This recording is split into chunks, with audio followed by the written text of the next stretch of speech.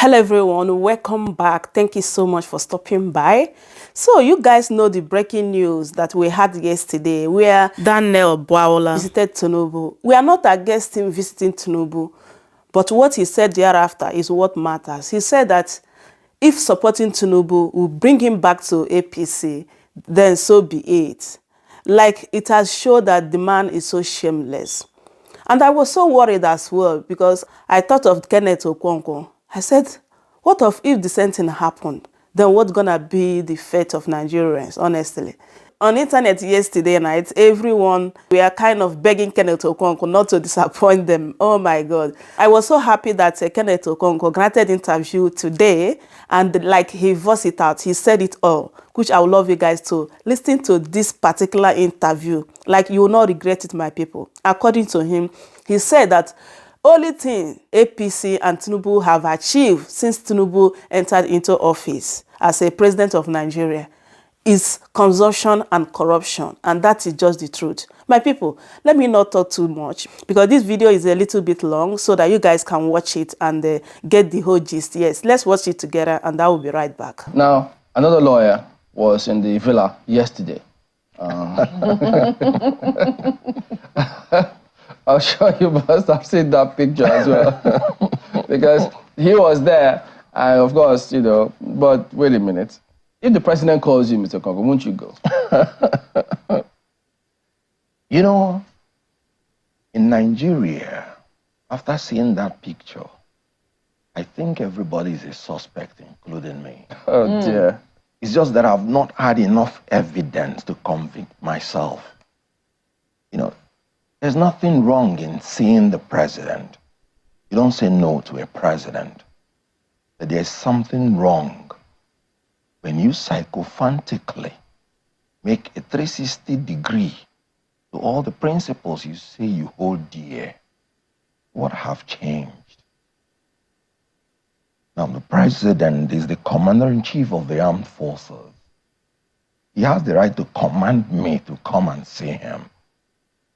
I would not have a choice in it, but I would have a choice to what I would say. I would have a choice to my demeanor when I had finished seeing him. What he cannot command is what I would say. But if he says I must see him, I have to see him. He's in charge of the security of myself, including me. You have to respect the office of the president. From where I come from, there is an adage that when you're giving a message to the king, you can deliver the message.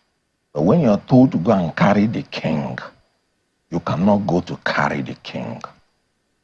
So it is really very pathetic. In other words, they may say politics is a game of interest. Your brand of politics doesn't accommodate this kind of interest. The game of integrity. You're driven by what was your intention when you decided to join politics.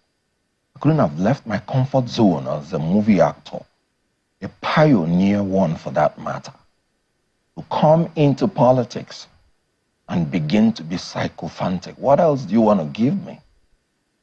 Fame? Fortune? I believe before you get into politics, you should have minimal of all these things so that you wouldn't be thrilled by them. I would prefer to be called Kenneth, the servant. There is a need that you have to live your life in service of God and service of humanity. That should be the only force that should drive you into getting into politics.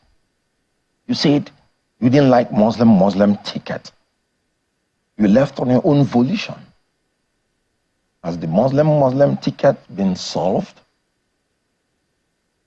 If you are talking about corruption, now there are two beautiful achievements this government has achieved since they came into power. Give it to them. And that is consumption and corruption. So, would you say these things have been addressed? What would be your reason to getting into the ruling party? How can you convince people that it is not because of the quest for power and quest for money? You should be able, whenever you want to make a move, why do you want to make the move? It is not the move that is the problem. Even in court, even in judgment, they'll tell you it's not the ratio that is the problem. What was the reason for the ratio? A major defection happened from your party, Labour Party, to, well, I do not know that Dr. Daniel Okonkwo has entered in any other political party. That's why you wouldn't use the word defection. Exactly. Well, so maybe major resignation. A major resignation. Let's just use the word. Let's use your term, resignation. No, but a major, leaving of a party happened within your own party. The former DG campaign manager of the Peter Obi and Dati campaign organization, resigned from the Labour Party. And he gave his reasons. He says it was on ideological grounds, that they had left a party, the PDP, a bit in a hurry, almost, and they were looking for a special purpose vehicle. And they found the Labour Party. For them, it was just a vehicle. As the ideology, according to him, didn't quite sit well with them, but they figured, after we get to office, we can always figure that out. It didn't quite work out. And now this is where he is, and he's finding that he's unable. He's not exactly a leftist. That's what he said. And he doesn't think that he believes in market principles. So he's resigned from the party. But it doesn't appear that the Labour Party is saying it his way. They think that he has something up his sleeve, and that, this is about politicians not being truthful. Why do you think the Labour Party is quick to reach a conclusion like that when he hasn't exactly joined any other party? Well, first of all, he has the absolute right of freedom of assembly and freedom of association. It is his fundamental right. So I respect it, and I wish him well. Now, I wouldn't have had anything against it, but I have reservations on the reasons he gave. I must have to say that word, special purpose vehicle, I always cringe when I hear it.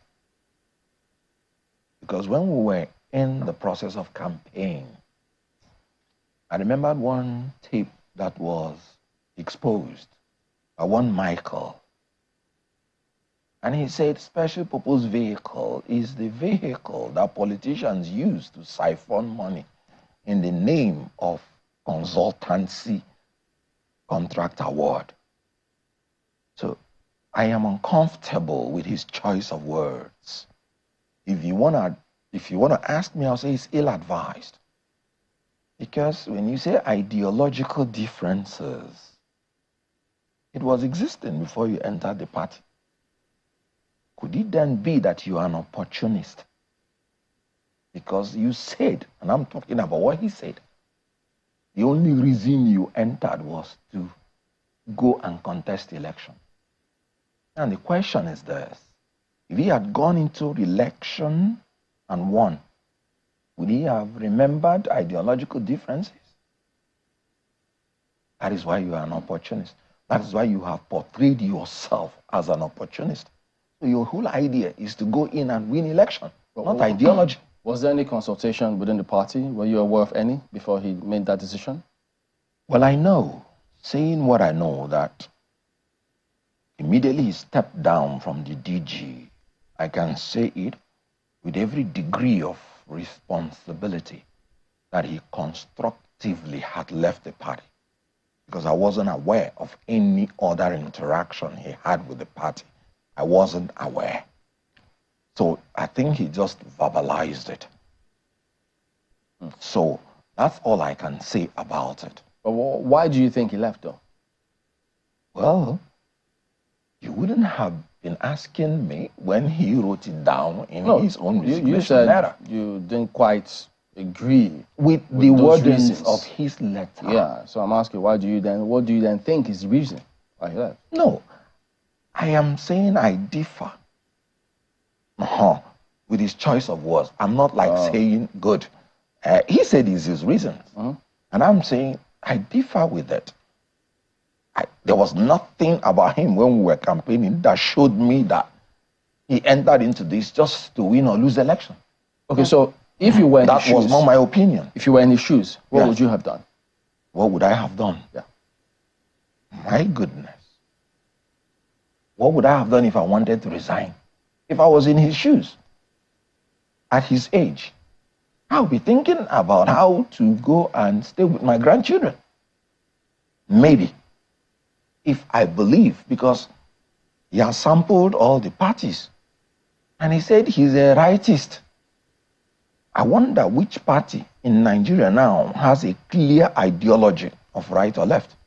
So it's interesting you say that, because, yes. I mean, only yesterday, a colleague of mine, on the sister program, Politics Today, interviewed Professor Patutomi, and on his mega party plans, Professor Patutomi is no stranger to you, and he was talking about the state of political parties in Nigeria and how, you know, parties do not exactly have ideologies, and that's why we see these defections or resignations, if you prefer.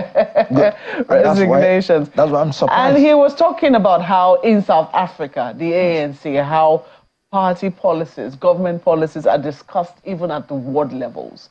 So when politicians have this thing about, you know, other people having, yes, there's some politicians who have said, look, I'm in this political party, I don't intend to leave this party. I don't care how it does. This is going to be me till the day I die. There are politicians who have said that. Politicians who have said it, and we're not quite sure where they are. But there are politicians who have stayed true to themselves. Let's put it that way. And there are those who say, look, I agree with this party today, but I see that it no longer fits with my ideology or what I personally believe, and I move to another party tomorrow. Do you think that those politicians should be condemned, given the fact that you have just admitted that there's basically no ideology to, you know, a number of political parties in Nigeria? Good. I did not say there is no ideology. I said there's no clear-cut ideology. And then people mutate according to different reasons. You will see a president who will go in and he has a different ideology from his party in Nigeria, and the party will become confused. APC, for instance, if you read their manifesto, you'd be so thrilled. And if they had followed the manifesto, there wouldn't have been any reason they wouldn't have achieved their objectives. They talked about restructuring. They talked about state police. They talked about 1 naira to $1. And if they had followed those steps, they would have arrived at the decision. Then a president came in and said, sorry, I don't even know what you're talking about. So there is no dedication. There is no determination. There is no discipline. When you don't have this, sorry, you cannot have consistency in creativity that will give you the objectives that you want. So it is in a state of flux. That's why when I hear somebody saying ideological differences, which one? So what we have in Nigeria now is that you identify a politician that you believe has the commensurate character, competence, and capacity that you know can generate the ideas that can solve Nigeria problems. Not the issue of party. Because you have to establish party discipline first before you can say the party can, impose its will on its elected members. That we don't have. When people are elected in Nigeria, they become leaders of the party. And what the party had in mind electing them becomes secondary and subordinates itself to their majesty. So because of that system, it is better if you're looking for a new Nigeria, for instance. That's the only reason we entered Labour Party. To identify the politicians that have these qualities, irrespective of whatever they have in their manifesto. Recall that when I was the former presidential spokesperson, I did tell Nigerians, please ignore whatever is in the manifesto. Whoever wants to be your president must come and sit down and tell you what he has for you, and you cross-examine him. In absence of that, whatever you see in the manifesto is just the beautiful, brilliant work of one professor somewhere that will end up in a dustbin. And quote me on that. Ayo. Well, thank you, Chamberlain. Well, Mr. Okonkwo, okay, let me use legal language. I put it to you that you have looked at my script as an actor because you have taken from my script to say some of the things. I certainly love that script because it's an interesting one. First, because I was actually going to ask for plagiarism. Don't worry, I won't sue you, I promise. But I was actually going to take you up on the issue of ideological politics, and I'm glad you mentioned it and Mark followed up on that. Maybe we should take that a little further. And I always make this reference for those who are not aware of where we are coming from politically in Nigeria. In the First Republic, we had such clear ideological political parties that it was difficult for anyone to just jump from one party to another. In the Second Republic, it was the same. I don't recall the process by which someone would just jump from one party to another, confusing their own followers and all of that, and just saying, well, my people said. In the Third Republic, it was just two political parties, but it was also very, very clear. In these three republics, we had the supremacy of the party. We had the chairman of the party being the overall boss, and the president or whoever was elected was subordinate to the party. Now, that has greatly changed. The funding of political parties is equally as difficult because back in time, it was the people that funded the political parties by their contributions. How do we get back there? In a way that it's not just one leader of the party, as you said, who is an elected official that governs and rules over everything, as opposed to the party leading the charge of what they promised Nigerians. The way we will get back to that is rule of law. In Nigeria, elected officers are the first malfeasants. They are the first culprits that break the law at will. The laws are there. Even in the party constitution, the laws are there. But once somebody catches any political power, he sees himself as being above the law. You can imagine, you catch somebody driving the wrong way, and he will boldly tell you, I am a soldier. And it's irresponsible of you to catch me driving through the wrong way. This is the mentality. If we can implement the rule of law equally on everybody, that is the only route to get back to that. The days you were talking about, people had shame, they had conscience, and they had the ability to maintain the law. They were just coming out from colonialism, which they spent almost 100 years under. And it has already been entrenched in their DNA that you obey the law or you pay the penalty. So that is just what is happening. Indiscipline, corruption, carelessness. Okay, you are a member of, okay, let me just be clear. Are you a member of the Labour Party? Yes, I am. Okay. Can you give us an example of how it happens in the Labour Party, what things you think need to change? Because people hear more of the candidate, the presidential candidate of your party, than we hear of the chairman of the party or the other officials of the party. And then also talk to us about the funding of the political party, because that's another very, very intricate thing that determines to a large extent the ownership or leadership of the party. Well, like I told you, do not think that Labour Party is exempted from indiscipline. You know, before P2B came into Labour Party, they didn't have much of elected officers. So you can only test the level of their discipline after we have now had some members that are elected, when this government wanted to corruptly enrich the members of the National Assembly by giving them 165 million naira each of 100% imported SUV, the Labour Party kicked against it. The Labour Party said, no, we don't want this. Nigerians are too hungry to afford this. But not one of the elected representatives of Labour Party, not to my knowledge, came out to forcefully say, my party has said this, and I'm not part of it. That is what we're saying. And that's why I said, unless the party elected leaders subordinate themselves to the ideology of their parties, we will not get there. And that is why I'm saying, whoever becomes the president is very, very important. I know what Peter Obi would have done. He did it in Anambra State.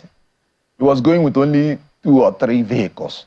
He would drive himself to the filling station, and they will fill the cars, and he will pay. He will bring out money as governor and pay for it. Whatever money he's giving out, he's supervising it. So if Peter Obi, for instance, I'm just saying, had been president, then who are you to go and tell him he will spend 165 million naira to purchase SUV for you? And he will ask you, because that's what he will do. He will ask you why. And then you will tell him, you know, we have bad roads. You see, the reasons these people give is mind-boggling, that they have bad roads. This government has been, the APC government has been in power for more than 8 years. And they're saying they have bad roads. They need solid cars in order to ply the bad roads which they inflicted on the people. Then P2B will say, okay, give me the list of those bad roads. You are elected people of your place. Let's repair the bad roads so that they can use made in Nigerian cars. So, but these people will say, no, let us acquire this machine. Of course, you know it's not bad roads.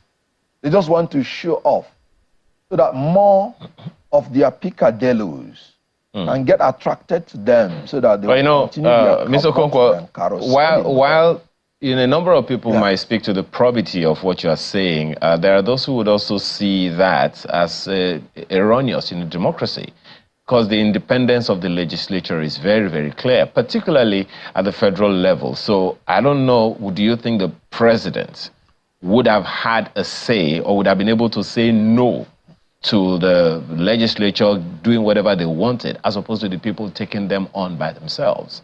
Because you know that they have a first-line charge. Do you think the president would have had any say in whether or not these legislators at the federal level did whatever they wanted to do? First of all, according to the Constitution, the subheads of every expenditure is initiated by the executive. The legislature has the right only to approve. So you cannot be a member of the legislature and force it on the executive that you must drive SUV, because everything must have to be in the Appropriation Act. But then if you're a president, you cannot be driving the most powerful SUV and then you have the right to tell the Senate president, no, you can't drive this. So if the president, for instance, says, it is the policy of this government that every official of the government must drive made in Nigerian car, it becomes a policy. The duty of the National Assembly is to make laws. Okay. Not to execute them or administer them. So if the president himself is using made in Nigeria car, I'll tell you, no member of the National Assembly will ever even have the guts to ask for it. Now, talking about the travel policy that the president recently came up with, of course, your candidate has also spoken about that one. But we had a guest in our studio yesterday saying that there are some things that the president cannot control. For instance, the president cannot control his own protocol. He can't control his own security. So in the name of cost cutting and all of that, Do you think he was right, the senator we had in the studio yesterday, saying there is nothing the president would have been able to do to say that his security personnel or his security protocol will not travel with him, but that, the news is that the president wants the security in all the various states to take care of him. But protocol says he must be taken care of by specially trained people, because he's the president of the most populous black nation in the world. You know, whoever said that does not have what it takes to be an elected representative of the people. You're telling the president. If the president cannot control his own security, how can he control the security of all the 200 million Nigerian citizens? What a logic. It falls so flat. The president is in charge. When Peter Obi was governor, they told him, when you're traveling, large people will follow you. He said, no, I can carry my suitcase. If I enter the plane from the east, they will drop me in Abuja, and I will ask the IG to send me like 2 policemen or 5 policemen. When they take me from the airport to the hotel, I'll dash them maybe 5,000, 10,000. And they will go, and I'll just stay my 2 days and I will come back. And he cut cost completely. He's still alive. Forget those stories. Was he not the president that now came out and told you he has cut down on the protocols, and that whenever he's visiting any state, the state should take care of his security? So was he not the president that said it? Then is he not now controlling the security? So forget all this sycophantic, unnecessary, illogical reasoning just to attract attention and favor from the leaders. So you don't agree? You don't agree that there are some things that the president may not be aware of, particularly concerning the protocols around him?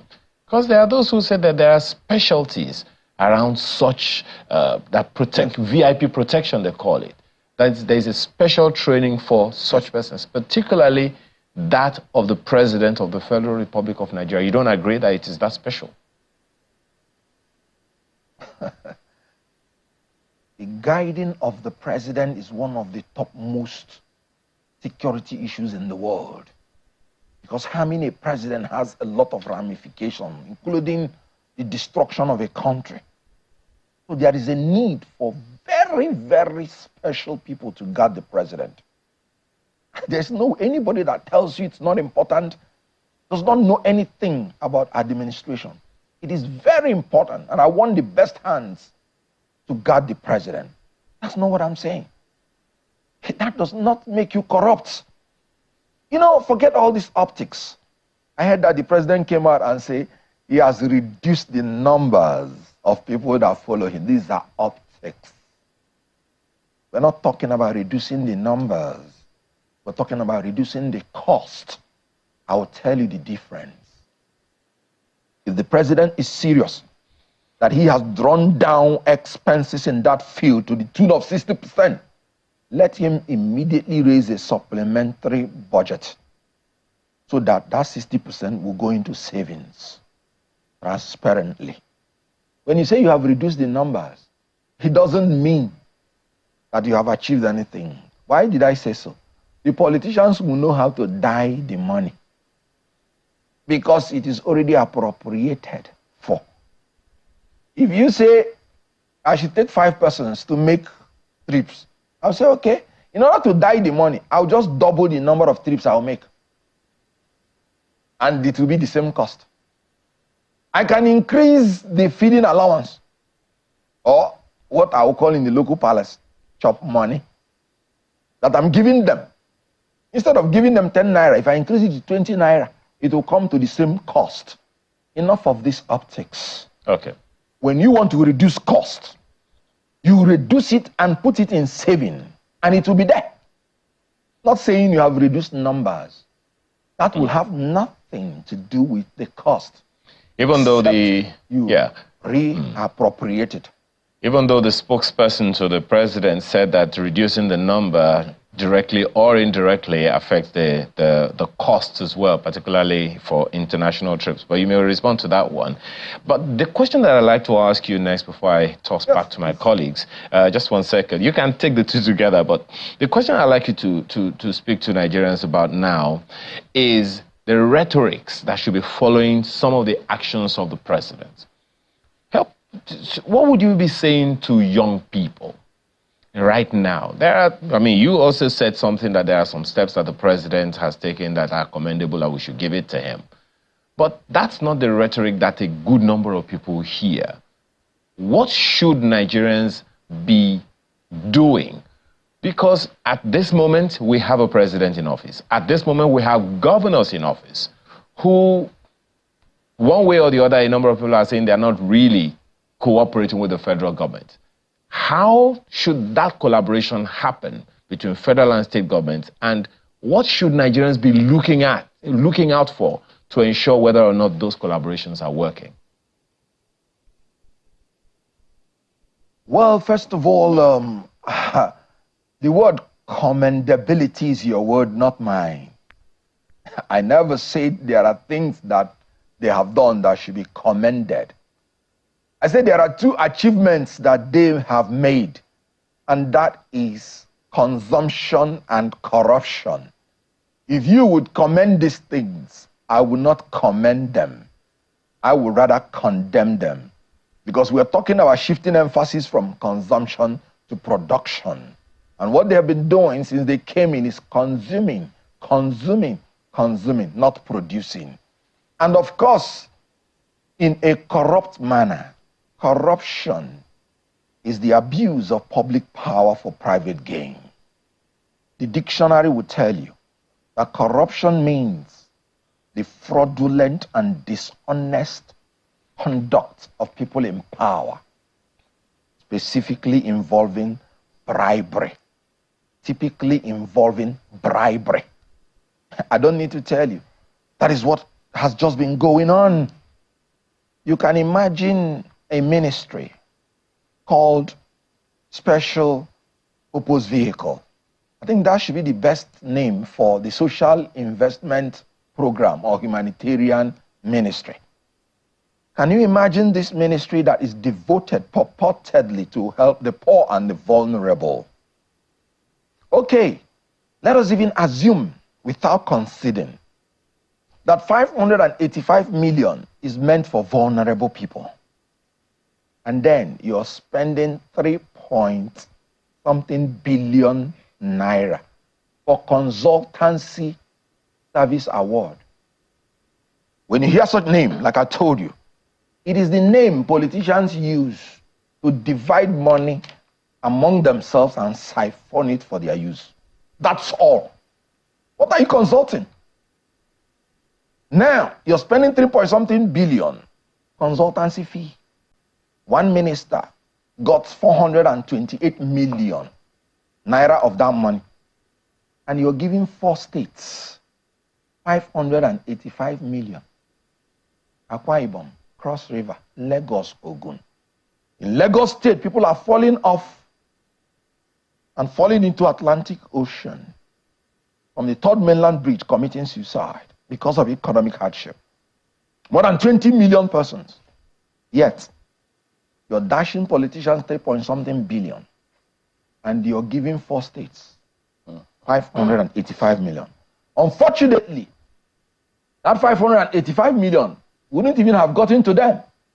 As you can see, they say it was paid into a private account, which they are still trying to sort out whether the account is existing or not. Is that what you want me to commend? I condemn it with everything that is within me. And I will tell the youths of this country, don't ever learn to be like these people. Have conscience, have character. One more thing before you go. Let's talk about parties, new party that Prof was talking about yesterday. Should we expect a new political party? Is Labour Party going to be part of it? What's your impression about it? You know, personally, I believe that there has to be a kind of coalition. It's always advisable Because in any known democracy, two-party system will eventually be dominant. And that's the only way the opposition can make reasonable impact. And when it is an issue of Nigeria, it becomes almost mandatory.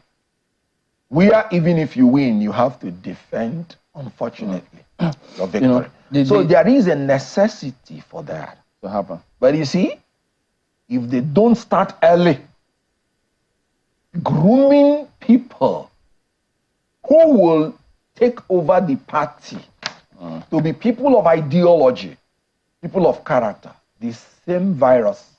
Would you be part of it? Infected, the other people will infect them. Will you be part of this if called upon? Watch me and watch where I am going. Where are you going? To a new Nigeria. Okay, because... And whatever is going to bring it to come to pass, I will be willing to be part of it. Maybe it's early days, and in any circumstance that I see that every of the platforms are infected and infiltrated, I will do sit-down look. Oh, okay. Because people wonder how that will play out. Because when he spoke about those other three persons, Atiku, Kwankwaso, Peter Obi, they all wanted to be president. So one wonders how that will play up in that mix. It will be interesting to see. Oh, yes. If they only had been disciplined to the rule stated in their party constitution, there wouldn't have been any confusion. So guys, I hope you heard everything Kenneth Okonkwo said in this video. Honestly, this man always speaks true to the power. You know, the hard mouth. I just love how he give it back to this interviewer that said that he, commended the Tinubu's administration, what Tinubu have achieved. He told him, has said, hey, there's nothing like commendation. No. He only condemned the consumption and the corruption Tinubu have been doing since he entered into office. He talked about this coalition of Peter Obi, Atiku, and Kwankwaso. I think it's a very good idea as far as they make Peter Obi as a presidential candidate of any party they are about to form. Apart from that, my people, there is wahala. So my people, let me not waste your time. Thank you so much for watching up to this moment. I truly appreciate it all. Please don't forget to share the video, like, and comment. I will see you guys in my next one. Bye-bye for now.